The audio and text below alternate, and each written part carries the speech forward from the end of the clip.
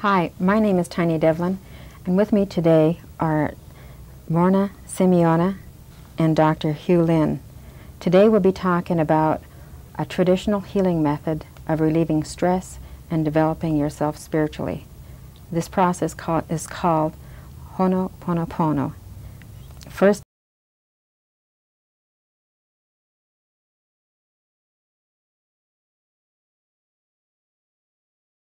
I'd like to find out how you got involved or developed this process. Morrnah? I was familiar with the old method they called the Hooponopono, which is being practiced in Honolulu today. But this is my method because I've updated it, and I did have this in other lifetimes. In other lifetimes? Before I was born in this lifetime. And for me, I think we have had lifetimes after lifetimes and experiencing different lifetimes from time to time. During the process of coming to know or going through the process of Hooponopono, is it learning more about ourselves and discovering these past identities? The thing that we do is that we have a memory, and I think most of the people don't understand that there are three selves to them, and they have the father, the mother, and the child. And unless the family are together, it is really hard to say you contacted divinity. So the way we teach is very simple. We have a book, and the students can look at the book. And the idea is that they start with themselves and end with themselves. So instead of blaming others for the problem, we blame ourselves, and the cleaner we are, the better situations may be. So it's really a method of centralizing our problems and eliminating that. That's right. But I think the most important thing in the whole thing is the idea of how do you, as a person, look at divinity or God? Is he out in the boondock, or is he right with you? But for us, the divinity is in your heart. So why look outside? But this is a method of centralizing that. Well, I think it's unique because instead of us having another person tell us, we ask the divinity to, because he created us, and no one else has created us except the divinity. In this process, you're bonding with the divinity in order to understand what needs healing. Well, I think when the person knows by the technique that we teach, he is able to do it himself. And the error is not outside, it's always within himself. And if he clears it, situations outside will clear itself. Dr. Len, could you tell us a little of the background and experience that you had working in the institutions? Yeah. I'm a clinical psychologist by training. And the people I work with, I did work with for 5 years, were what we called criminally mentally ill. And these are people who have either killed or raped or murdered someone and then got adjudicated as being insane. So these are people I've had an opportunity to work for 5 years. And one of the things I discovered in working with them is that their problems really are our problems.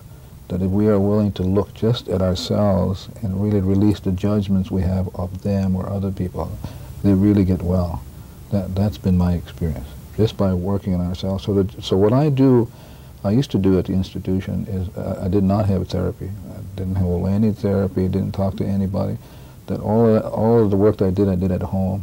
I did between myself and the divinity, asking the divinity, what is it that I needed to do to clear myself with the patient, and then what he felt would be right to do with the patient. So didn't talk to them, didn't have a therapy, just between myself and the divinity and asking what needed to be done.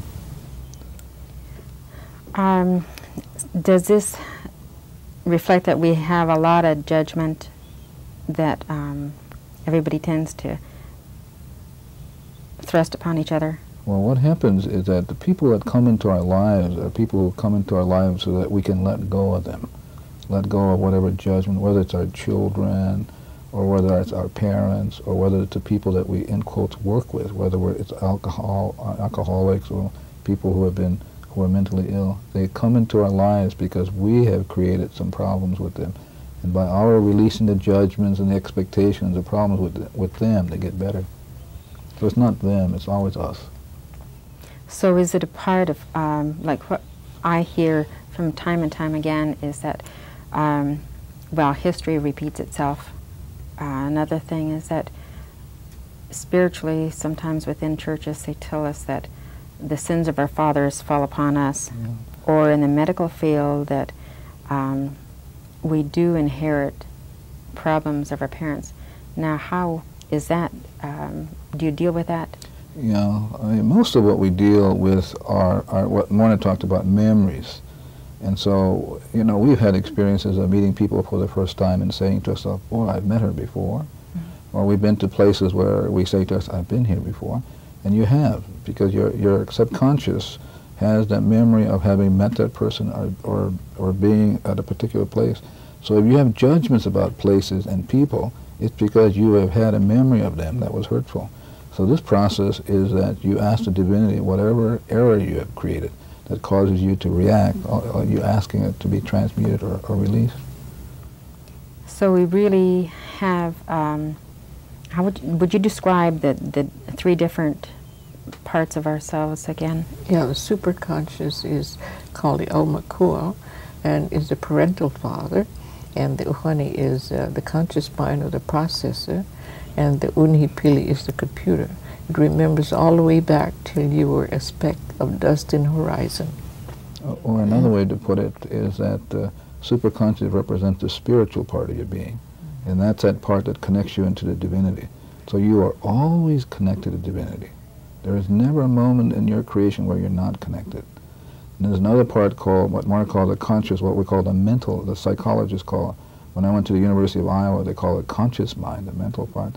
And then the subconscious being the physical part of our being.